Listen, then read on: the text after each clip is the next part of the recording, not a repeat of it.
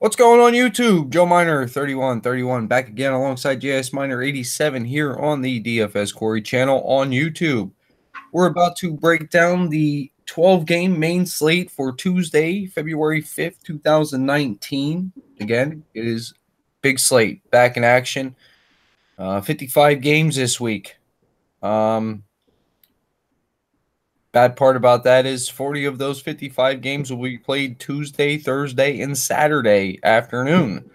So a little bit screwed up, man. But either way, we'll deal with it. You know what I mean? Do what we got to do. With that being said, if you like the video, click on a thumbs up if you would, please. If you haven't already, subscribe to the channel. We put out a lot of main slate videos. I try to do one Monday through Friday anyway, as long as the slates are big enough. We've been taking, the Saturday and Sunday slates off here as of late. Pay attention to viewership, stuff like that. Probably continue down that way, unless otherwise said. Anyway, if you want to be part of the Slack channel, I need your email address. Let that in the comments below, or go ahead and hit me up at DFS Quarry over on the Twitter machine, and I can send that invite out to you. Like I said, all I need is your email address. That being said, Jared, you want to dive right into it? 12 games. Don't want to waste too much time. Absolutely. Got the 20-minute early bird start. Let's do this. All right. First game up on the slate, New York Islanders heading into Boston, take on the Boston Bruins. Bruins are going to be a minus 151 home favorite, over under a 5.5 in this game. Imagine we're going to see Lehner and drawing a blank, Tuukka Rask. Jared, go ahead, talk us through this one. Well, just to let's see here. First off, looking here first, the power play action, because this is where I'd want to be and see if there's any luck there. Looks like we got Boston with 5 wins in a row here on this one. So Boston's certainly had the edge the past few here, but I don't want to take anything away from the Islanders here. If I'm going to the Islanders, I'm going to look at Anders Lee, Barzal, and Josh Bailey as well. Those seem to be the guys that are going to get you some scoring production in past games against this team. They've had success. Certainly you see Barzal and Bailey. They're both on that second line. Lee's on that first line, but Lee does draw the correlation there with Barzal on that first power play. But, like Joe said, sometimes these guys just in the middle of a shift change might be on the ice at the same time. So keep an eye out on that. And don't let daily face-off really deter you and guide you and say, okay, they're never on the same line, never play them. You could luck out that way. And then, depending the way the game goes, it could drive your decision. It's a little bit of pricey here. Barzal's back up to 6,600 there, 2 goals and assists and 10 shots here. Pricey way to do things here. I don't know if we're going to do a full stack here. You could one-off those guys, but 12 games at that cost, I'm probably going to lean away from that. Going down here for cost savings here, I'm going to look after I'm done with those 3 guys. If I look, I'm going to see, do I have any cost-saving guys? And maybe this Cal Clutterbuck here, 2,900, 3 goals and assists in the last 5 games, drawing some power play time at 2,900. Good little savings guy and a forward if you would like to throw in a winger here, a third winger at a cheap cost in order to pay up for defense. I wouldn't have an issue there. No defense here for me, and obviously goalie-wise for the Islanders, I'm going to steer away, especially with that 5 loss in a row, and it is in Boston. Boston here, it's your normal people here. It's Marchand, it's Bergeron, it's Pasternak. Price isn't going to scare me, even against a very tough defensive Islanders team. I still might take a chance here on this first line that's just been stellar here. I'd have no issues there. Second line, Krejci, he's still in play here. But I don't know if you want to go too heavy on this Boston team outside of that first line just because of the fear. Maybe Islanders goalie once again puts out another 1 or 2 goal performance.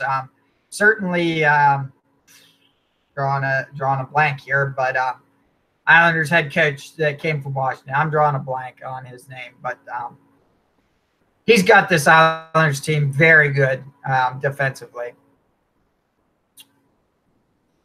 Defense here, it's just Torrey Krug, really. If I'm looking at a defenseman here tomorrow, I think I'd rather have someone with a little bit of point upside here, some offensive production, and that'd be Torrey Krug. I'm not going to look as much for blocks and shots, or blocks especially. I'd like a guy that's got that potential to get a point when you look at a 12-game slate. I think you're going to need that. When you look at Tuukka Rask or Halak, which whenever it is going to be, I can't remember what Joe said. Usually I'm researching when he tells me, so he'll tell me. 7,800 Tuukka Rask, a little pricey here. I'm going to see. We're going to examine this slate as we go on to see if I can't get a cheaper goalie. But right now, Boston's goalie's in play for me. Rask is confirmed, and the head coach is Barry Trotz. Trotz. Yeah. As far as this game goes, I'm not certain I want anything here, to be honest with you. I look for a low-scoring game. I look for something in the fashion of 3-2, 3-1, somewhere around there. And it could go either way. I'll definitely take the under in this game. I do have interest in either goalie, whether it be Robin Lehner in New York or Tuukka Rask in Boston. But as far as the offense goes, I'm not going to play this game for offense, not on a 12-game slate. They do have potential.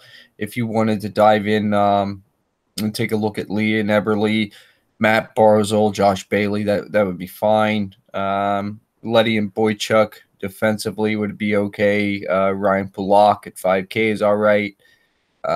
Pretty much it for me. Like I said, I do have some interest in Lehner. Boston side for me, I think if I do want to play Boston, I kind of like, grabbing that top line from Boston most of the time, but with their price, you guys know how hard it is, but it can be done. You can fit them in. There will be enough value if you wanted to do that with Marchand, Bergeron, and Pasternak. I had Krejci the last time out. He had the lone goal, so that worked out well for me. Jake DeBrusk does nothing.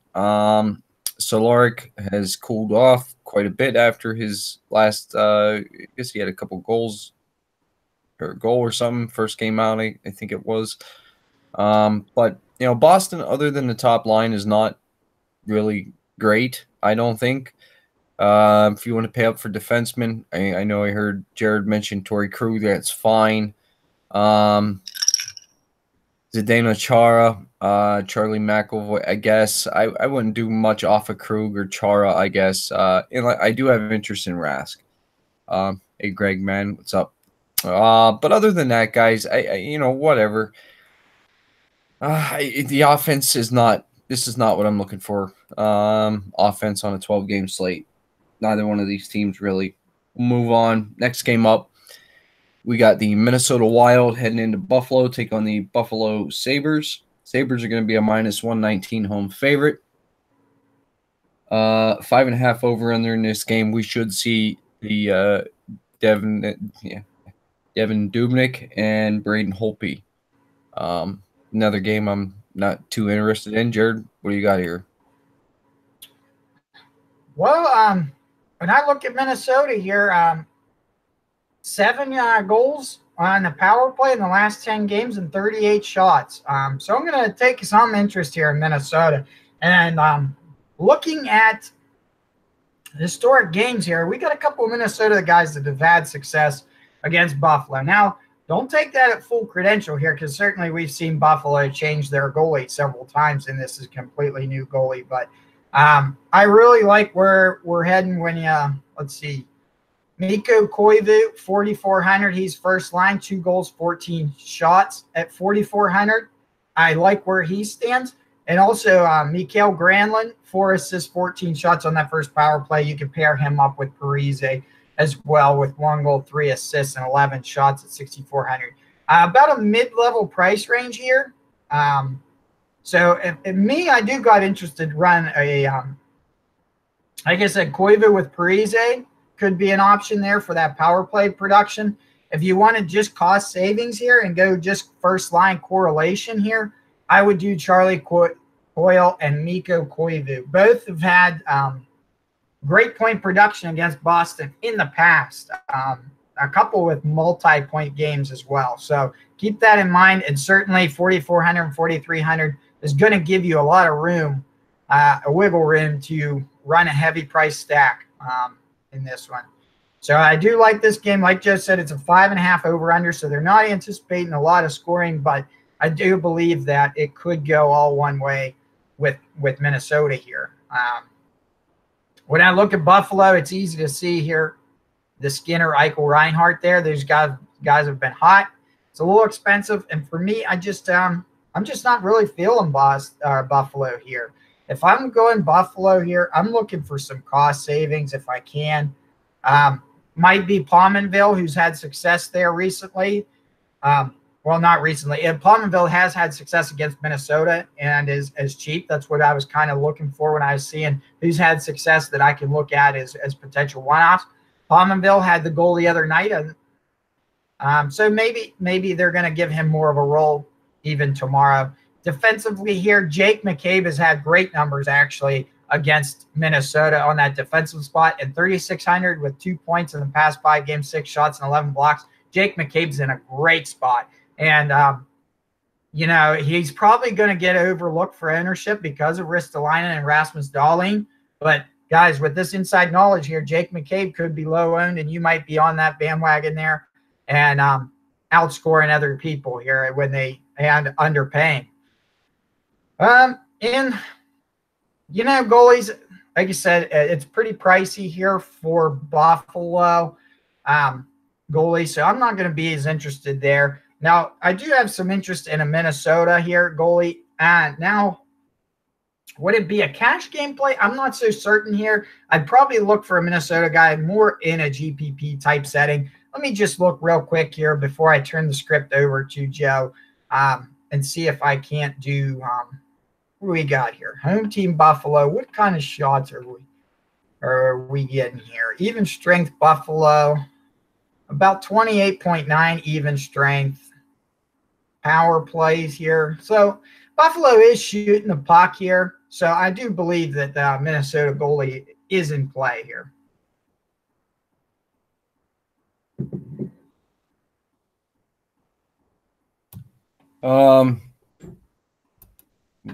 Yeah, I'm not going to play this game either. I don't have any interest at all in Dubnyk, so yeah, guys, load up on Dubnyk. Carter Hutton, I think he's playing pretty poor lately. So we see the true Buffalo. This is what we should have seen. I know they went on that big 10-game win streak, but that was the norm. This is not an anomaly the way they're playing now. This is the norm. So with that being said, if you want to go ahead and play some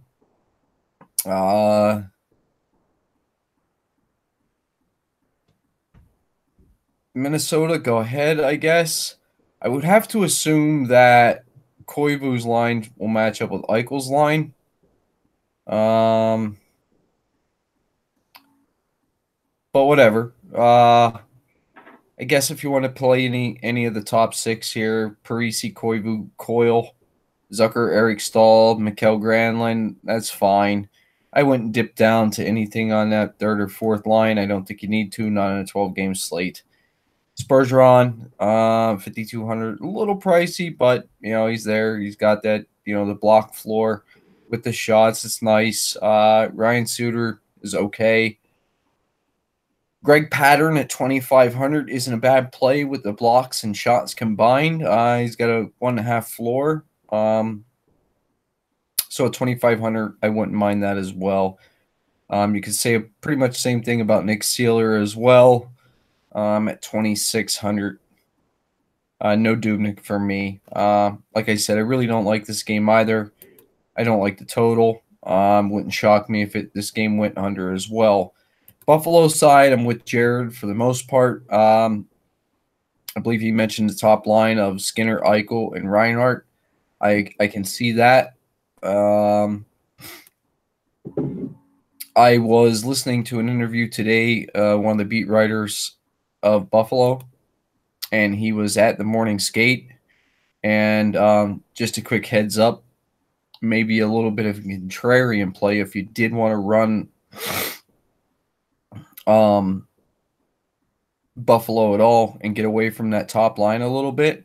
Connor Sherry was on the same line with Skinner.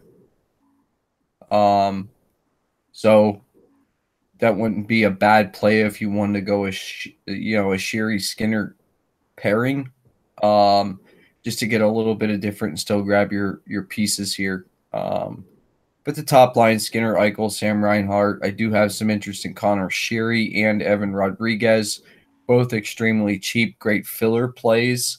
3,700 for Sherry. Evan Rodriguez is 4,200. Nothing for me with Casey Middlestat. Jared mentioned Pominville. You have to take his word on that. He also mentioned Jake McCabe. Everything I heard, I really like that. So 3,600 McCabe is nice. Ristolainen 5,300. He's still shooting the puck well. He's assisting. It's fine, I guess, for Ristolainen if you want to pay up. Rasmus Dahlin 4,800. That's okay. Marco Scandella is shooting the puck a ton at 3,100. So if you think you can get one behind the goalie, Scandella at 3,100 wouldn't be a bad play in his own right. No Carter Hutton for me. $8K for a GAA of 4.8 and a .864 save percentage. That's downright ludicrous and sheer craziness. Next game up, Los Angeles Kings heading into New Jersey. Take on the New Jersey Devils. The Kings will be on a back-to-back here. Devils are a -130 home favorite. 5.5 over-under in this game as well. Probably should see Jack Campbell in the net for Los Angeles here and Keith Kincaid for Jersey. Jared, tell me what you like in this race to the bottom. Well, Joe, we got a prime GPP possible play here in Jack Campbell. To be honest, here, looking here, Los Angeles gives up 39 shots on back-to-back, 0 days rest, 39 shots in 6 games, 39 shots a game here, and that's the most in the league. You combine that when you look even strength here for the Devils, 215 total shots for. The least amount of shots for next to Anaheim, the least amount of scoring chances for, and the least amount of high danger chances for New Jersey here. They just really aren't scoring as much here. Let me see what they got here. Scoring, what is goals for? Yeah, 22 goals for in even strength over the past 10 games, and even goals for 7 goals and on the power play. So they have had some power play luck. But you look here, let me see the penalty kill here for LA. Only giving, let's see, now giving up 9 goals here on the penalty kill. I'm going to take a chance on a GPP play in Jack Campbell here if I had to. I think he's going to come in at low ownership. And like I said, if you really break down the Devils, a lot of red when you sort it out, a lot of red when you see shots, high danger chances, scoring percentages on the even strength. So assuming that LA can stay out of the box, which, let's see, they draw about 2.92 penalties a game here. If they can stay out of the box and play a good even strength game here and wear out the Devils, I look for Campbell to be a good play. That being said, the other way could be Campbell struggles and you go with some of the Devils here. But for me, if I'm looking at Devils here, it's another way where I'm looking for some price savings. Miles Wood has had some success against LA, 3,700. He's not done much recently, but these would be a one-off chance. And then I come down here, Will Butcher. He's got 1 goal and 3 assists in the past 5 games at 3,700 defensively, and he's had some pretty great success as well. Another one that does is Brian Boyle, but that fourth line and only having two points here and some power play time, I'm going to pass on Boyle in this one here. And when I look at forwards and stuff defensively here for the Kings, the only thing I might be able to say is maybe you ride Adrian Kempe, which I just got a notification that he got his 2nd goal tonight against the the Rangers. So maybe you ride that wave and run an Adrian Kempe tomorrow, but I don't have much for the Kings.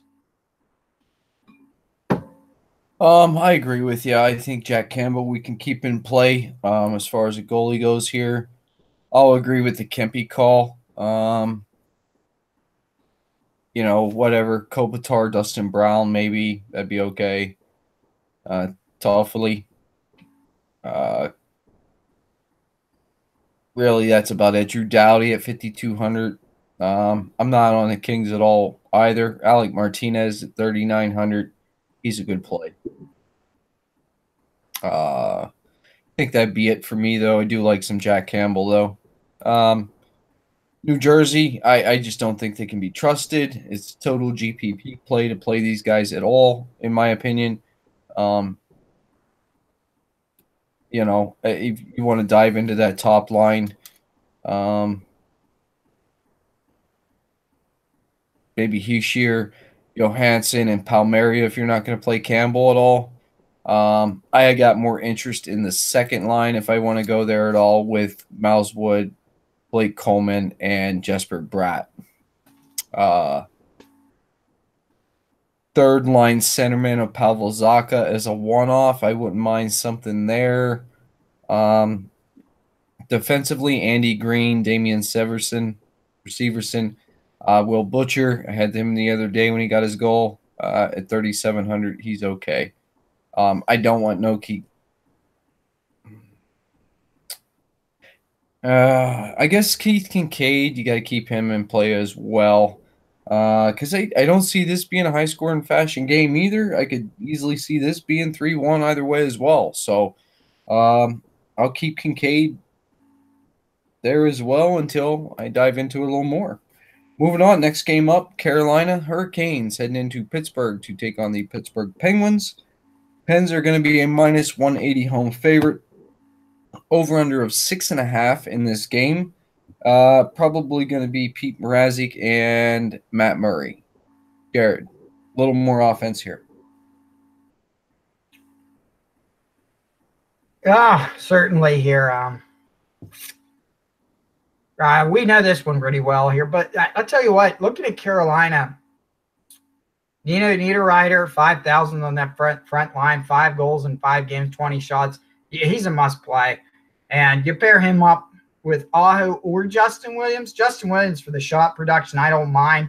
And he's that one guy, that you probably think who is it the USA? You have one guy, and you'll probably know exactly who he is when we turn the script over to you. You only play him when he plays the Penguins. And Justin Williams has that type of frame where he's probably going to play well against the Penguins. So I like that line even more. So Niederreiter, Aho, and Williams on the first line. I like that. Teuvo Teravainen, another 5,000 price tag guy.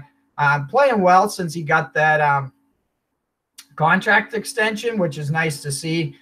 2 goals, 5 assists, 10 shots.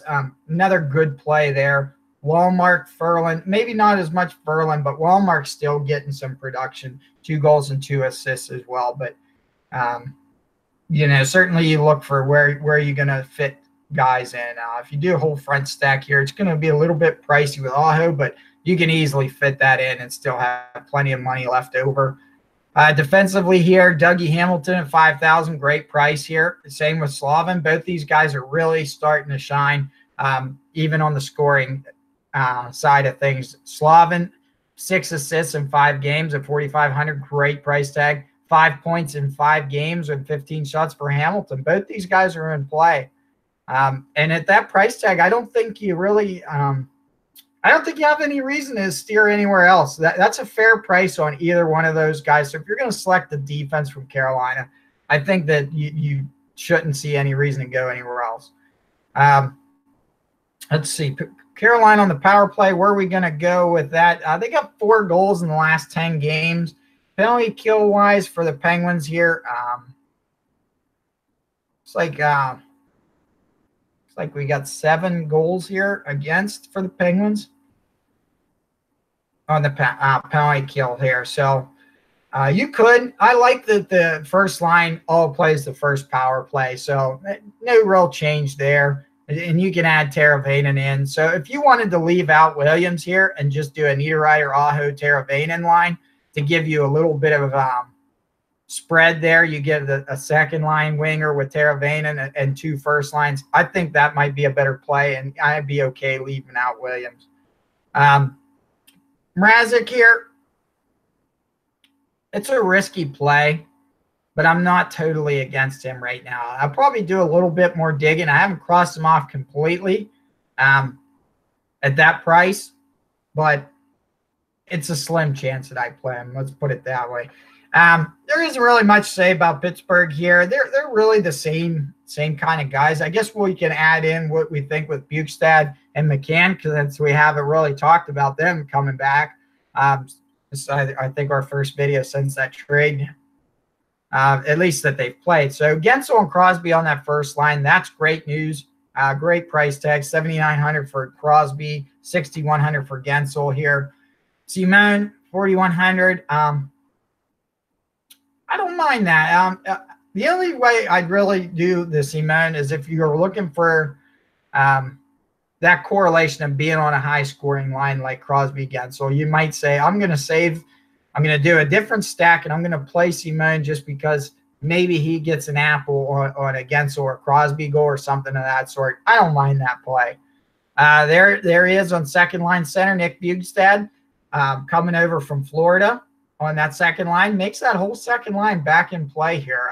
Bukestad's playing great. A couple assists already here. So certainly he's meshing well right already with Phil Kessel and Brian Rust.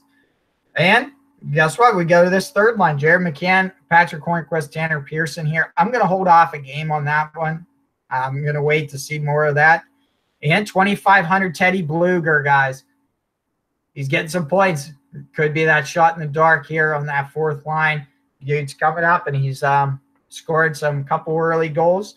And I think his offensive spurt also puts Matt Cullen in play. So these guys would be a GPP-only play. I'm not going to cash game these guys unless I really need a one-off here. But certainly Bluger Cullen could leave a door open for a GPP sneak play and gives you certainly a lot more room for spending elsewhere. I'm going to leave out Letang in this one here. Looking at some of his stats, he doesn't typically have a lot of offensive production against Carolina here. So I'm going to leave Letang out at 6,600, and I'm going to enjoy some price savings there. Oli Mata, 3,700, having 10 shots, 13 blocks in the past 5 games. I like that price tag, as well as liking Jack Johnson, 3,000, 4 shots, 13 blocks as well. So both those guys defensively are in play for me. And I have to, since this is a home game, I believe, I have to keep Murray in play. Oh, the guy that I play only against the Pittsburgh Penguins is Tobias Reeder. Yes. Montreal, right? Or no? Edmonton, yeah. But yeah, if you look back across his games, he plays well against Pittsburgh, but only against Pittsburgh. If it wasn't for Pittsburgh, he probably wouldn't be in the NHL.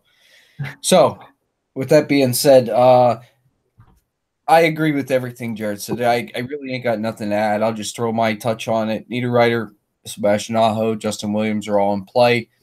And I think what we'll see here matching up is one-on-one, which will be Sid, the Crosby line up against the Aho line, which will give us the Bukestad line up against the Walmart line.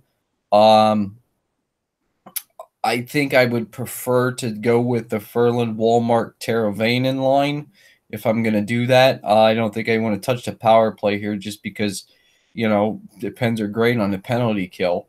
If you want to grab Dougie Hamilton and ride that train, go ahead. Rumor has it he doesn't like it in Carolina, and very well could be traded his way out of there. Jakub Slavin is fine as well. Justin Falk, 44, is fine as well. That's pretty much it. I don't want no Pete Mrazek here. And like Jared said, when we get to the Pittsburgh side, it's all about talking about the same guys. Crosby, Gensel, and again, Bugstad with Phil Kessel is great. Third line, I don't think I'll mess with that as well. So I'm anxious to see what happens when Malkin gets back. I really hope they put Nick Bugstad up here on the right wing side of Crosby and Gensel. Plug Malkin back in with Kessel and Rust and ride it out, man, because I think Bugstad has a chance to really shine here in Pittsburgh. But right now, centering up the second line on the Pittsburgh Penguins between Brian Rust and Phil Kessel at 3,500. Guys, in my opinion, Nick Bugstad is an absolute lock in any type of contest, whether it's cash game or GPP. You got to put him in there.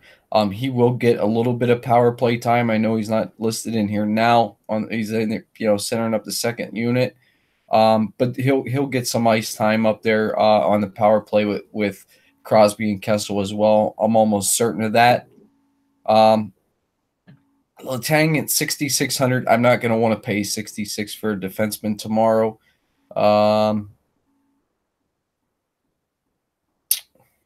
I think you can get better defensemen elsewhere. So really, it's the top two lines for me.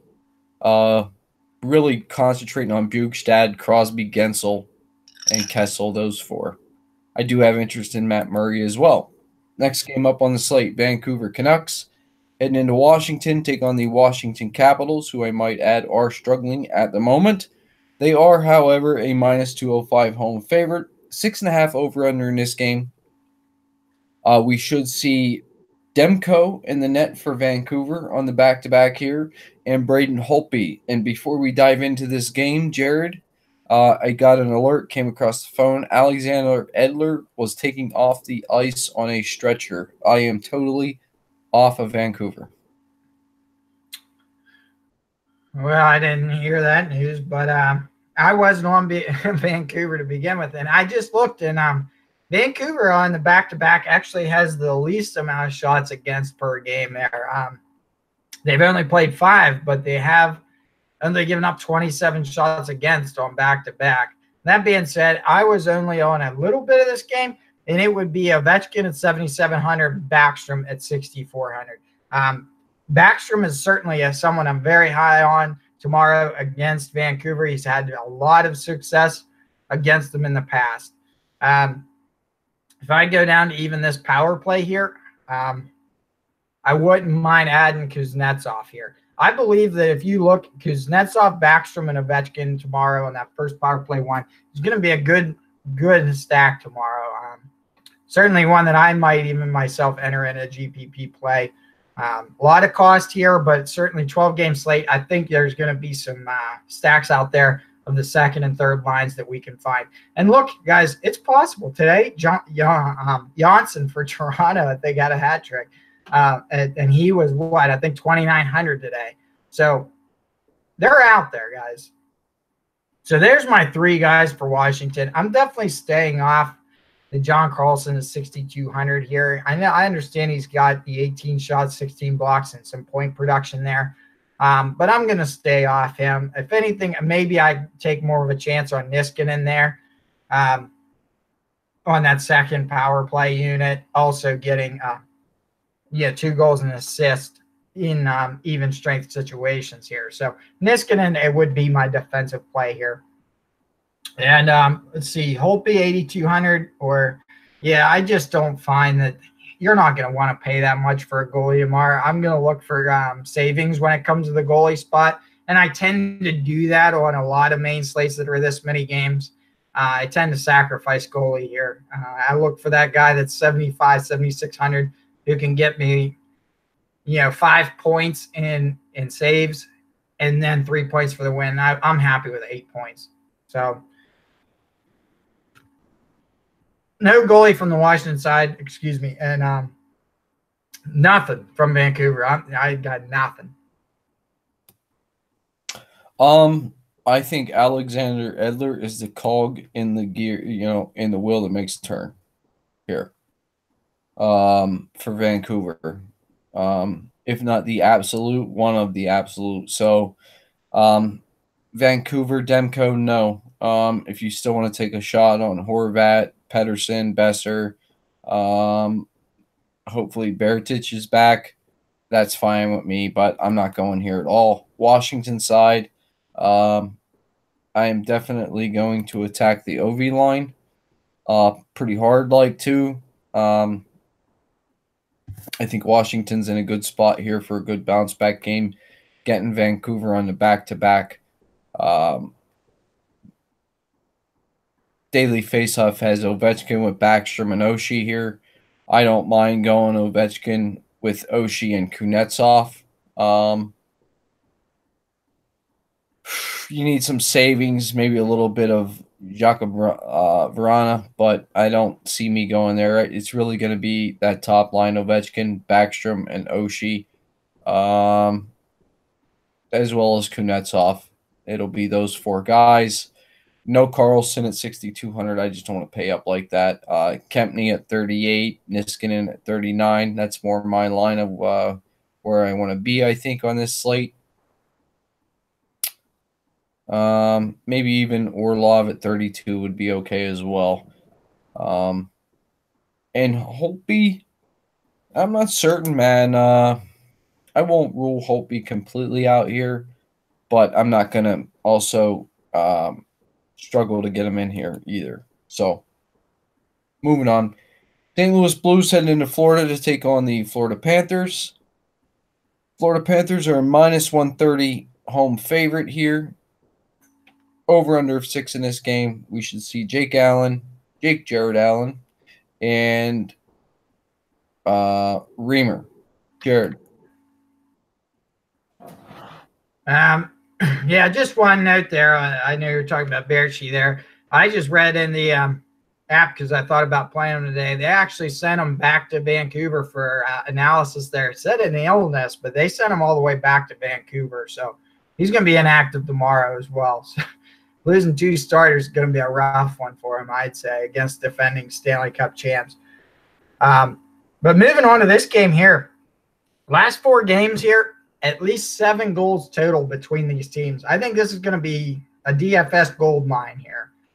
Certainly with some cost-saving plays in it. And I'll look at the St. Louis Blues here, and I'll just start off by saying Jared Allen, I'm going to steer away from him tomorrow. But let me open here. St. Louis certainly probably can't wait till Braun's back, but I'm thinking that's later in the month here. He must got a bigger injury than I think here. But Tarasenko here, 6,200 on that first line with 6 points in the past 5 games. He's in play with O'Reilly and Shen. This whole first line back in play. Great lineup there. If you don't want to spend high here, or if you just want to do maybe a Shen and Tarasenko and leave out O'Reilly, I'd be okay with that because you're going to want to jump over to the Florida side, I think, and grab some of those guys. So the savings will definitely help for 800 there. Looking here, down here on this 4th line, Ivan Barbashev has had pretty great success against this Florida team. And usually he's a sneaky one to get in for some point action. So don't roll Ivan Barbashev out. I know he's down to 2,500 and hasn't he's still got 2 assists in the past 5 games, but you never know. He might pop a little surprise there in a GPP type setup. Looking, Alex Pietrangelo, 5,000, 3 assists in the past 5 games. Another one with real good success and against Florida. And like Joe said, it's Reimer. And that guy, he's it's like a dartboard, right? Sometimes you hit on him, sometimes you don't. So Pietrangelo, along with Vince Dunn, both of these guys have had success against Florida and are in a good spot.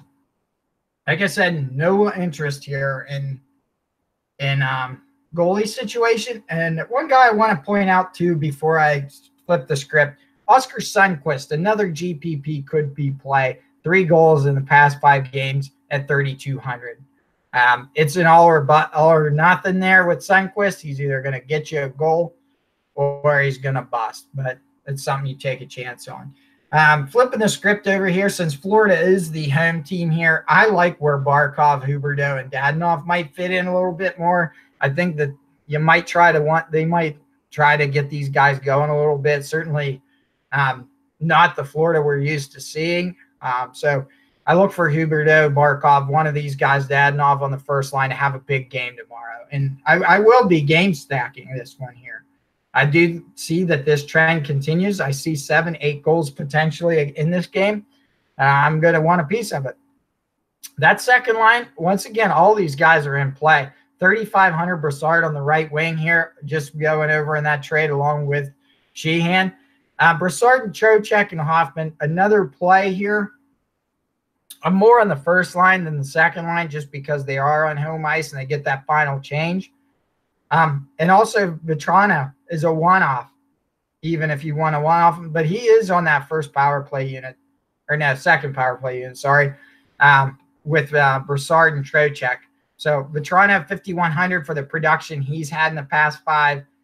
Great there as well. Look at that. 5,100. He's got 4 goals, 3 assists, and 21 shots in the past 5 games. That's great production, a great price tag. If I'm looking defensively here, Aaron Ekblad, 4,200 with 2 goals, 2 assists. He's in play. I'm going to leave out Yandel at 5,200. I don't mind Michael Matheson there, 2 goals, 11 shots, and 6 blocks at 3,900. And that's all I got defensively. And like I said, another one, Reimer. I know he's got some pretty decent stats in the past 5 games, but I am not on James Reimer. Yeah, I like this for a game stack as well. Braden Shen, Ryan O'Reilly, Vlad Tarasenko. I like all 3 of them. And I'm a big fan of Oscar Sundqvist. Played him quite a few times here, so I'll take a shot on him as well. Defensively here, nothing really for me stands out. I'll let it alone. No Jake Allen as well. So it's really Shen, O'Reilly, Tarasenko, and maybe a shot on Sundqvist for me. St. Louis side. Florida side, playing much better since Trocheck's back. So I think you can take a shot here on the Florida side as well. Take a look at that top line of Huberdeau, Barkov, and Dadonov. I like that. Fairly priced. Got some upside as well. Mike Hoffman with Trocheck and Derek Brassard. Derek Brassard winging Trocheck's right wing is interesting. Pittsburgh tried that, letting him run on the right wing. Didn't work out. We'll see how it works out here in Florida. Although I don't want no Derek Brassard. I'd rather have, like Jared said, Frank Vetrano. I'll even run Vince Trocheck with Vetrano and Hoffman. Don't mind that. Defensively, Keith Yandel's in play, as well as Aaron Ekblad. Aaron Ekblad looks great at 4,200, maybe slightly underpriced. Same with Matheson at 3,900. He could possibly be slightly underpriced as well. No goalies here for me, but I do like this game for offense. It should be game stack potential, and I wouldn't mind having a piece of Florida in every lineup going through here tomorrow. Next game up on the slate, we got the Anaheim Ducks heading into Montreal to take on the Montreal Canadiens. Canadiens are a -160 home favorite here. 5.5 over under. John Gibson started tonight for Anaheim, got pulled. So I'm not certain what we're going to see in the net here for Anaheim. And we should see Carey Price for Montreal. Jared. Well, for me, Anaheim's simple. I might take a chance on Raquel there. But other than that, I'm not going to steer towards any Anaheim. Maybe that Josh Manson. We were talking about him there last night. I think at 2,500 he was, and he had an assist tonight, at least according to my ESPN update. So if that's the case, Manson was a good hit tonight for those who watched the video last night. But that's enough for me. I go over to the script here. If Montreal, it's just slight exposure. It's Max Domi and Tatar there. And maybe Gallagher for the shots here at 5,600 as a one-off. Gallagher is a one-off, I think, could be a play there. It's an average of 2 points here. If he gets any points at all, that's 2 points in shots. Even an assist would put him at 4 points at 5,600. I wouldn't mind that. But like I said, if I play Gallagher, it's going to be a one-off. The pairing would be Tatar and Domi at a fair price. But that would be my exposure is two Montreal guys tops here. Shea Weber, 5,500 here. Maybe. I'm not going to probably do it, but I could see someone having a reason to play it. Brett Kulak at 3,300 with 1 goal, 10 shots, 8 blocks. Another sneaky play here. And 8,300 for Price. I think it's too big of a price. So I'm going to steer away from Price here. But I think that he's actually in line for a potential shutout. I'm just not sure he's going to get the shots. I don't want no part of Anaheim at all. As far as Montreal side goes, I'm with you, Jared, here. I don't think we needed a lot of forward exposure. I do have interest in Carey Price, though, even at the 8,300. This is a big slate. People ain't going to pay up for goalie. People are going to want to grab some savings with goalie here. So I think that Carey Price is actually a good cash game play, so I won't mind that at all. Druin and Gallagher off that top line, that's, you want to take a shot there, that's okay. I do like Jared's call on Tatar and Domi as well. Jesperi Kotkaniemi with Arturi Lehkonen and Joel Armia off that third line. And nobody's going to play them. If you want to go there, those guys go off, man, you're sitting pretty. I do like Shea Weber at the 5,500. I'll jump off the Petrie train. Victor Mete at 2,600 on that top pairing is a pretty good play as well. I like Jared's call on the Kulak as well. That'd be it. I do, my favorite play off Montreal, I have to admit, is Carey Price. Next game up on the slate, Vegas Golden Knights heading into Tampa Bay to take on the Tampa Bay Lightning. Lightning are a -173 home favorite here. Over-under of 6.5 in this game. We should see Marc-Andre Fleury and Andrei Vasilevsky in the net. Jared? Well, you look here, it's a Tampa Bay home team, and usually that means Stamkos is in play. 7,400, 4 goals, 2 assists, 20 shots in the past 5. Stamkos in play here. They got Kucherov back on the line with Stamkos and moved down Yanni Gourde. I'm quite a fan of that, actually. I thought for sure Yanni Gourde would produce a lot better with Stamkos than he did, but he hasn't. So it's Kucherov, Stamkos, and potentially there Victor Hedman at 5,900 for 2 goals, 4 assists, and 22 shots. Hedman as well. I'd probably steer towards doing a pairing here than to do all 3 of those guys. So whether you wanted to do Hedman and Stamkos or Hedman and Kucherov on that first power play unit, I think that's where the play would be. Looking at Vegas here, they haven't given up.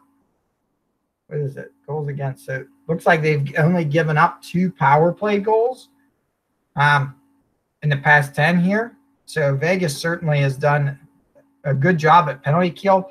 But it is Tampa Bay we're talking about. These guys are very good on the power play, and I don't know how many teams can really stop them. So there would be my extent of Tampa Bay exposure. Like I said, it's Kucherov, it's Hedman, it's Stamkos.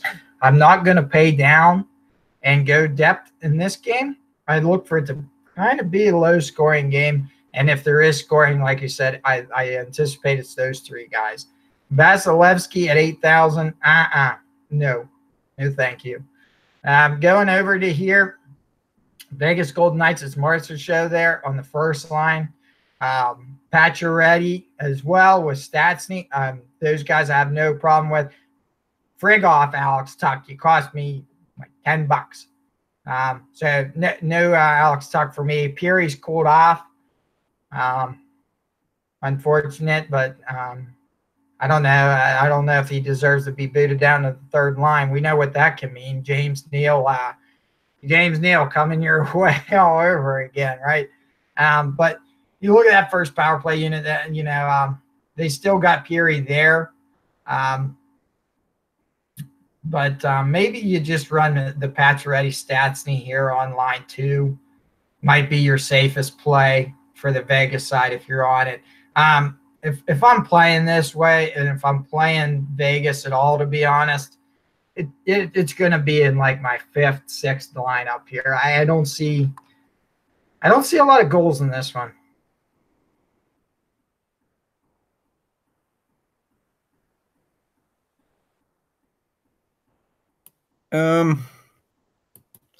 Yeah, Vegas ain't gonna make the cut for me either. By the looks of things here, I don't want no Fleury. Let's get that out of the way right from the door.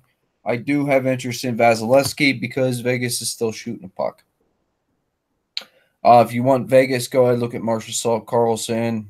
They got Valentin Zykov on that top line with them. It's horrible. Max Pacioretty, Paul Stastny, Alex Tuch, no. Brandon Peary, no. Yeah, Vegas is just uninteresting at all right now. I don't want no part of Vegas. Shea Theodore, possibly, if you want to go there. Colin Miller at 4K has 4 assists. That would be okay, I guess. But I like Tampa here. I'm with you, Jared. I like Stamkos at home. That's the only time I play Stamkos is when he's at home. So Stamkos with Palat and Nikita Kucherov, that's awesome. I love it. Brandon Point, he was out. I'm not sure what the deal is. Hopefully he's back. So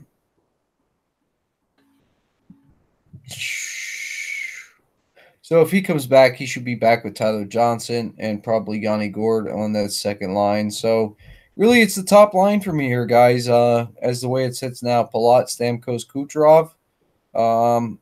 Victor Hedman at 5,900. Yeah, I'll take a shot on him. That'd be it. So I like the top line with Hedman, and I do have some interest in Vasilevsky here. Next game up, Arizona Coyotes heading into Nashville. Take on the Nashville Predators. Predators are going to be a minus 250 home favorite, 5.5 over under in this game. Darcy Kemper started tonight for Arizona. I'll have to pull that up. Should be Pekka Rinne for Nashville. We'll see. Probably going to be Calvin Pickard, maybe, or I don't know. Who are you thinking for Arizona here? Should be Pickard, right? Yeah, I think so.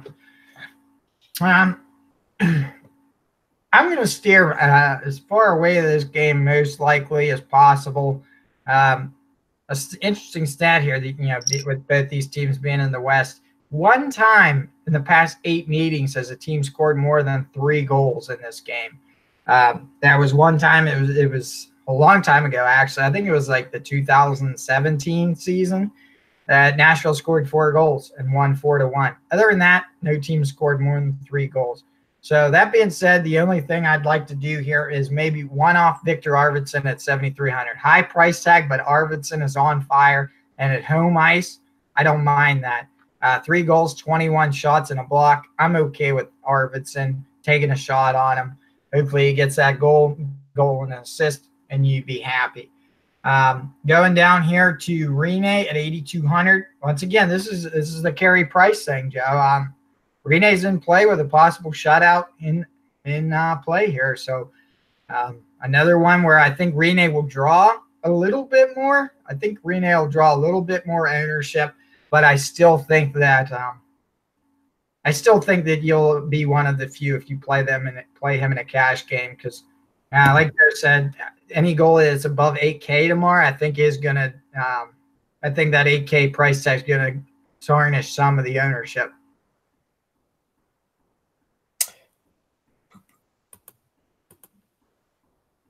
I will not play any Arizona here. I mean, I know they're still, hanging on by the skin of their teeth, but they're locked in a pretty tight game right now with Dallas. Then they got to leave Dallas and travel to Nashville to play in Nashville in the Bridgestone Arena. Nah, I don't want no part of Arizona. And as far as Nashville goes, they're not. They're missing a piece, man. They need Artemi Panarin here, real bad on that second line. So I like Philippe Forsberg and Victor Arvidsson. That would be okay. Johansson's fair enough price. You could throw him in there. Maybe a one-off of Fiala and maybe Nick Bonino off the second line. Craig Smith ain't doing shit. So Bonino and Fiala, that'd be okay. Some slight interest in Rene, but I prefer Price over Rene. Defensively here, Ryan Ellis, Roman Josi at 6,400. It's expensive, but he's worth it. PK Subban's not really too productive, still shooting the puck. Matthias Ekholm, that'd be it. A little bit of Rene. I like Jared's call on one-off and Victor Arvidsson. I wouldn't mind doing just that. Moving on, next game up, San Jose Sharks heading into Winnipeg, take on the Winnipeg Jets. Jets are a minus 125 home favorite, over under 6.5 in this game. We should see Martin Jones. And who do you think for Winnipeg? I didn't even look it up. I think it was Brossoit the other night, so I think they're going to go back to Hellebuck. Yeah, that's what I was thinking. For me, it doesn't matter who it is. No goalie action for me.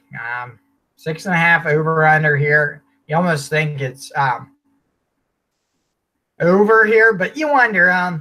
Winnipeg just creamed Anaheim the other night there, 9 goals, and you wonder if that affects the team. There's times where the Penguins score 6, and the next game they follow it up with 1 goal or something. But Winnipeg's got the upper hand. They won 3 in a row, and one thing about them, they are dominant at home. Let's see. Yeah, they're the best team at home right now, 26-2. 26-2. That's 4 goals for, and the best power play in the league on home ice. So Winnipeg, like I said, Line A, I'm going back to Line A. I have to. I've rode them this long. I've rode them out this long. I'm waiting on that damn goal that hasn't came. I've probably played him the past 3 times Winnipeg has played, and he hasn't scored yet. The beauty about him is I think he had like 6 shots that last game that they won by 9-2. I was like, 9 goals.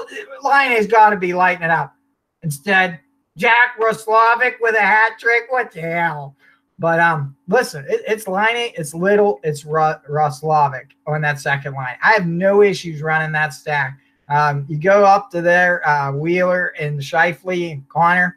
I just think it's too much tomorrow. I just think it's too much. So give me a little bit of Line, give me the Roslovic there, and give me Little. That's exposure on the second line. That's first power play exposure. That's second power play line exposure. I'm okay with that stack. And guess what? Guys, it's like a freaking flea market at those prices. You don't find these guys that cheap very often. And I think tomorrow might be, you wonder if people are like me and they're just discouraged by this Winnipeg team that, you scored 9 goals. You would think that the big guys got a huge night, but it really didn't happen that way. I think even Lemieux, Kopp, and Appleton all had some points there. But listen, I'm okay taking another shot on that second line again. Going to San Jose, I think I'm taking off of San Jose. I'm not going to open them. There's a lot there. I know it's a 6.5, but I don't think San Jose's played since the break here. It's been a long time. I'm going to hold off because, I think Joe brought it up last night that You got teams that have played a game or two. They got their legs under them. They're back in the groove a little bit. I think it's going to be a setup like that tomorrow. I don't think San Jose's played. You got Winnipeg, who's their adrenaline's built. They're still at home. A big 9-goal win. I think they come out, and I honestly wouldn't be shocked to see a 5-1 game. I don't quite fully, agree with you, but I do think Winnipeg's going to manhandle them here. So, slight interest in San Jose of Couture and Pavelski as a pairing, or Kane and Hurdle as a pairing, and that'll be it for me. If you want to go to Brett Burns as a one-off, go ahead. I don't think Carlson will be back yet again, so Burns is a fine defensive play. He's just pricey at 6,900. As far as Winnipeg goes here, man, yeah, they're firing on all cylinders. But I cannot play Winnipeg without playing Kyle Connor. The kid's hot right now. People are failing to remember that he's ready for a new contract as well, man. And let's not get it twisted. He deserves it. Patrick Laine doesn't. I think the guy that Winnipeg needs to worry about re-signing here is Kyle Connor and not Patrick Laine. Patrick Laine probably played himself out of a great contract this year as opposed to helping himself. And for those who think that Laine could be due here, Jared, a little bit of assurance to you. Guess what happened tonight? Mr. William Nylander got that elusive goal for the Toronto Maple Leafs. He had a goal and assist today. I play him. Yeah, did you? Yeah, I did. Oh my gosh, I didn't play Nylander. I wish I would have. He owes it to me, but nonetheless, congratulations. It's about time. $6.9 million for a goal and an assist. That's great. But I agree with you, Jared, here. Patrick Laine, Brian Little, and Jack Roslovic. I heard great things about him. All over, man. Roslovic is supposed to be an up-and-coming star, so we'll stick with him. Let's run Winnipeg line 2 out here, see what happens. Defensively, Dustin Byfuglien is skating again, so it should be soon. He'll be back. So let's go ahead and take advantage of running Josh Morrissey at 4,700 yet one more time. Maybe Jakob Trouba at 5,200. We'll run him one more time. I don't even mind Tyler Myers at 3,900. Slight interest in Hellebuck, not a ton, slight. I probably won't get there to him. I like Winnipeg to win and win pretty handily here. Next game up on the slate, Chicago Blackhawks heading into Edmonton to take on the Edmonton Oilers. Oilers are a -131 home favorite. Over-under of 6.5 in this game. I would imagine we should see probably Colin Delia, right, for Chicago. And, oh, man, it's hard to say with Edmonton. Probably Koskinen as opposed to Talbot. What do you like here? Oh, my God. I hit him big there Saturday night. Was it Friday night? Or maybe it was Friday night. But interesting stat. I think Chicago has scored 3 or more goals in 9 straight games. That's huge. You look at this, Kane, Taves. I don't even mind Caggiula here. You watch Caggiula play, and it seems like he's really due for a big night as well. The way he's playing, he played great the other night. So I don't mind any of that first line. You look, again, DeBrincat. Look at these productions. Strome on the second line. Maybe it'll be the second line tomorrow. I think Edmonton, they got enough defense for maybe one top line. So they're going to pair their best guys up against Kane and Taves and Caggiula there.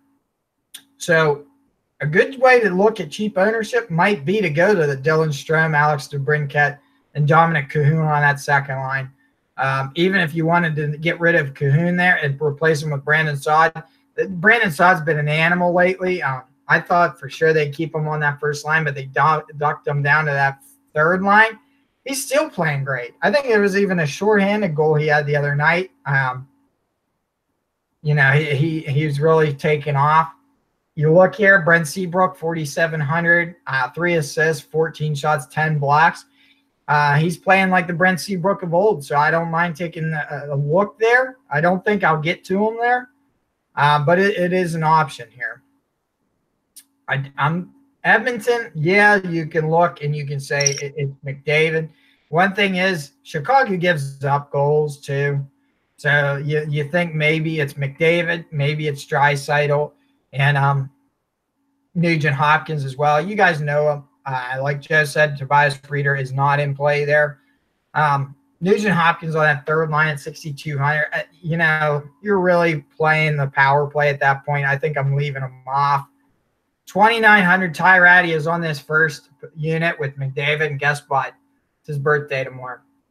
It's his birthday tomorrow, guys. So happy birthday, Ty Ratty. Maybe you get a goal at 2,900. You are with McDavid. So a GPP play might be, hey, take a chance on Ratty because, like you said, Delia, he's going to give up goals. You look, I think he's a 3.67 GAA in those last few. So I think Edmonton's going to score, and I think aside from the prices that are almost impossible to afford, this would be a game stack, but I don't think you can afford it. I agree with you, though, totally. I don't need to run three of them. Just give me Taves and Kaner together. I don't mind one off and Alex DeBrincat. Maybe run him with, a DeBrincat Strome pairing. I wouldn't mind running Alex DeBrincat with a Jonathan Taves and Patrick Kane. Something to that effect.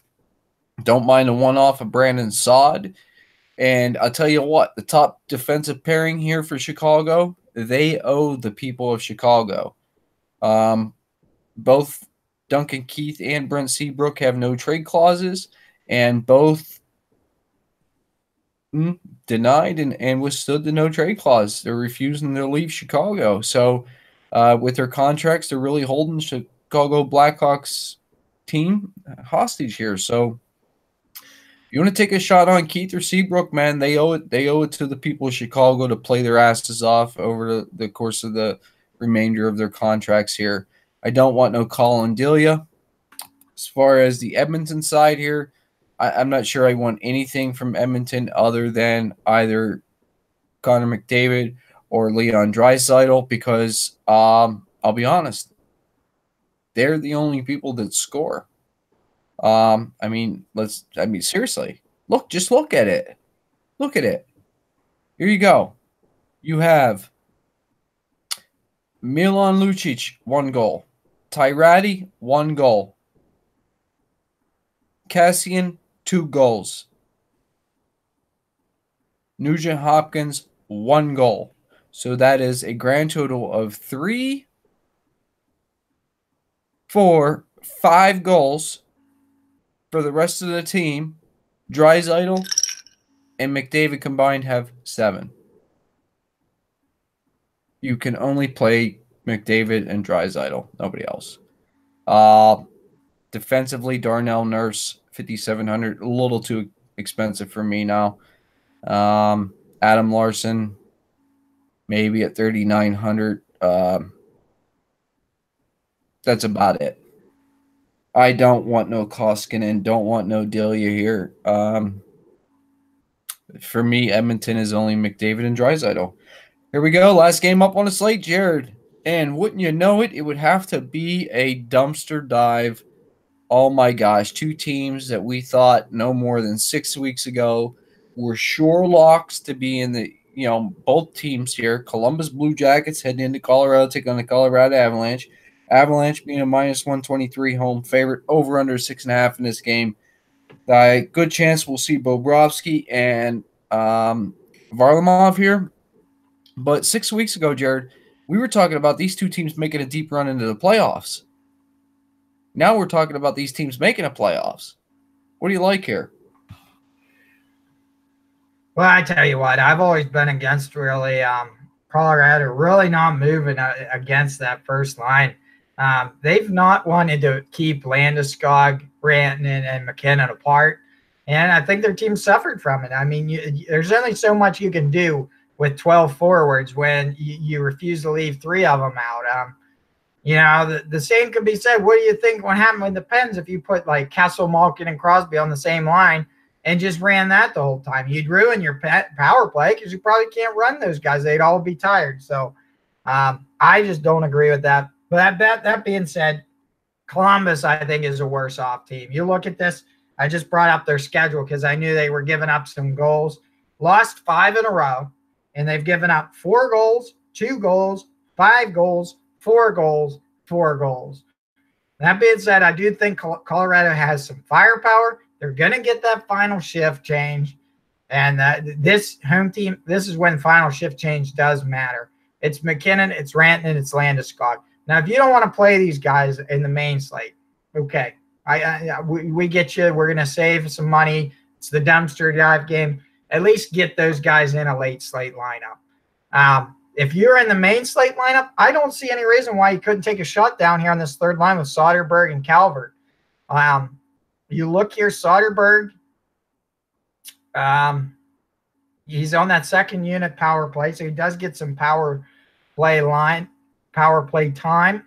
Calvert doesn't, but he's got a goal and 3 assists in the past 5 games there at 3,500. He's not going to break the bank, and there is a shot at some goals. That second line, it does have some chance for goals there. Comfort, Colin Wilson, and Kerfoot. We know there's a chance for goals, but I just rather would take a shot on that third line pair a little bit more with Soderberg and Calvert, and that's strictly just due to recent stats. Certainly Soderberg there, 17 shots and 2 goals and an assist at 5,800 is a nice play. Like I said, that many goals against in the past 5 games there in that losing streak for Columbus, and they're on the road. I just don't see anything good there. Now you look here, Columbus is doing different stuff. They got Atkinson now on line 2. They moved Anderson up. What's that do? You know what? I got interested in Anderson. Maybe it's that wing spot that makes it nice. Maybe it's Panarin and Dubois feeding shots over there. Maybe Anderson's going to have the same shot production that we're used to seeing with Atkinson. So I might take a little one-off chance here on Anderson to get some shots. He's only got 9 in the past 5 games, but you see 16 for Atkinson. Anderson is my little sneaky play in this one.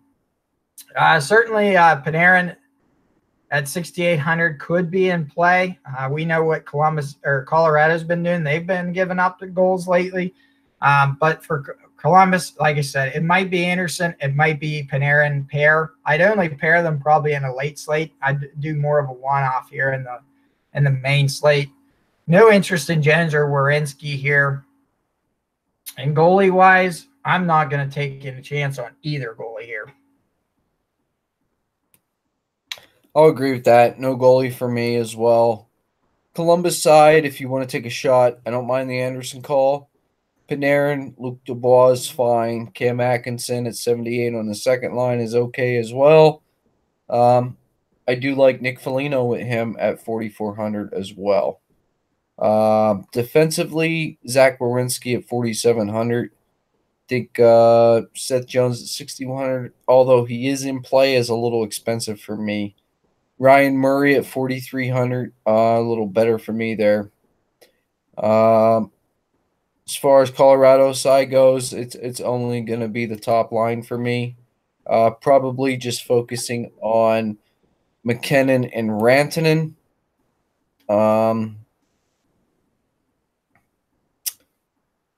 Yeah, I think I'll just stick with McKinnon and Rantanen.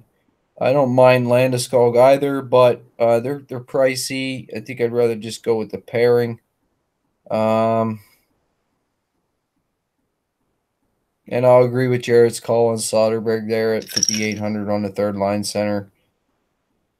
Eric Johnson at 4K. I'll wait till we get some production going. Tyson Barrie, 5,500 is okay. Nikita Zadorov at 2,500. I don't mind that as well. And again, no goalies here. This is just going to be a sloppy, ugly game. Hopefully these two teams can get it turned around there. But that being said, guys, that's it. Last game on the slate. We'll avoid our little mini game tonight here with it being such a large game, our large slate, 12 games. We've already been a little over an hour here at it.